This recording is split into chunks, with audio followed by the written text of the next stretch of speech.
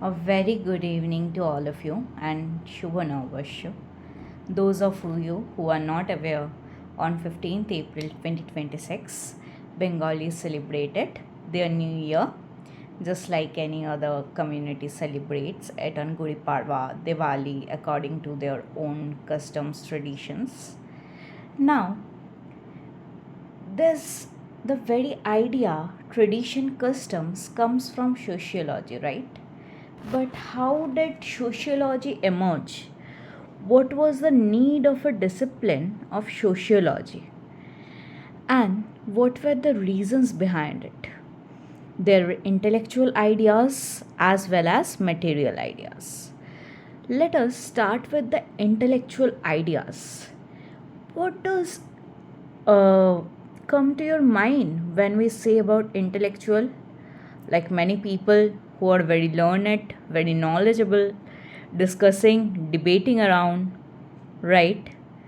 So, these intellectual ideas are nothing but it refers to the idea that progressed or that got out when people are moving to a more scientific thinking rather than from their superstition. I'll give you a very simple example of the same. When it used to rain or there used to be flood, thunder, lightning, people used to think God was angry on them. But nobody tried to investigate the reasons behind why these phenomena were occurring. There might be, today we know that water vapor has been condensed, that's why it will be raining. There has been deforestation, that's why the not enough trees that can withhold water, that's why we are going through floods or droughts. But at that time, everything was believed and blamed on God. But enlightenment saw, as its name suggests, a very different light. It enlightened people.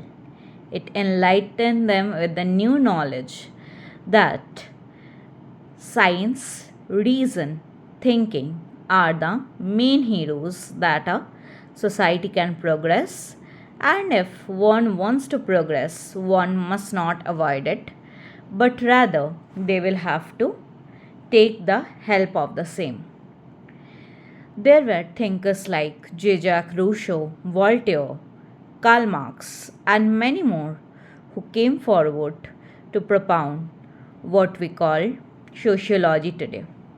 Auguste Comte, who is also known as the father of sociology, he said that society could be studied exactly the same way as natural science through stages. We can observe people, we can observe society, how we observe anything scientifically. Uh, for example, if you want to see if how is 2 plus 2 becoming 4 every time, it's getting the same result. For Auguste Comte, it was the same that if you want to study sociology, you can do it, but instead of a controlled laboratory, entire world, entire society will be your laboratory. Now, what were the material conditions that was shaping the world like it is? Intellectual ideas were the core, but at the same time, the world was changing. How? The world was no longer the same. We had seen sequence of society that it was agrarian, pastoralian, also ancient slavery. So those of you are not aware what are ancient society, communist society or slavery, agrarian society, I'll give you a very basic idea to you through the videos. In ancient society, it used to be believed that everybody is equal, there was no private property. In slave society, again, it was believed there was distinction between slave and master. Agrarian society, again between agricultural masters and landless laborers. But from agrarian society, we slowly moved on to capitalist society. What is this capitalist society? Capitalist society is industry driven, profit driven. It does not produce any kind of material for own consumption, but rather for profit. Then now, people were just simply becoming commodity. They were labors, but they were commodity. They were getting some wage in exchange of the labor they provided, but their soul were not treated as humans. You can say the money was belonging to the rich and poor were becoming more poor. Now, at the same time, thinkers like Karl Marx were born. They often thought about it that this should be the order, that the capitalist becoming more, you can say, more rich and poor becoming more poor, or like that is how world will operate from now on. And the debate, as you know, has been very profounding till today. Why?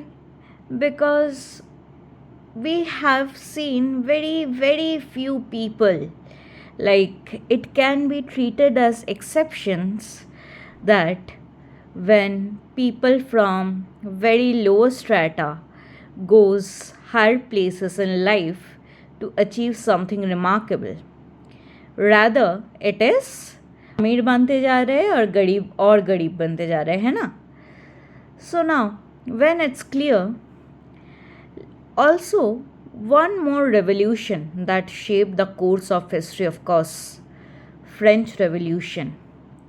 French Revolution was the revolution against France's system of monarchy. It was not dictatorship as per se, but it also controlled the life of the citizens. It also made the poor more poor and the rich more richer. How? There were three estates: first, second, and third. First estates belonged of kings, nobles, and other classes. Second estates of priests, clergymen. Third ones of other common men, middle class, clergy. But the irony is only the third estates were entrusted with the responsibility of paying taxes to first and second estates. How is that fair? And when France wanted equality, liberty, and fraternity, also freedom. When it demanded its three trinity, liberty, equality, fraternity, it inspired the entire world, because people were thinking, okay, this can also be done. We can also do the same thing. It's not like this should be the final order, that our traditions is the last thing. We can change our traditions. Sociology comes into play here. You remember, I started the video with traditions.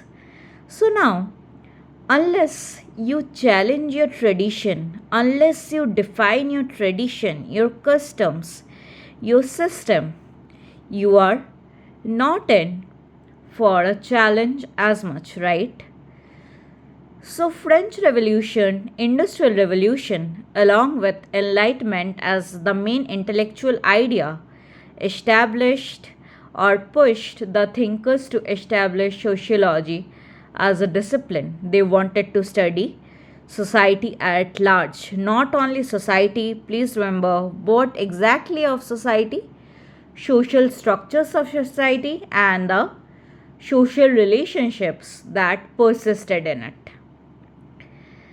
In our next video, we will be discussing how sociology is different from other social sciences. Thank you.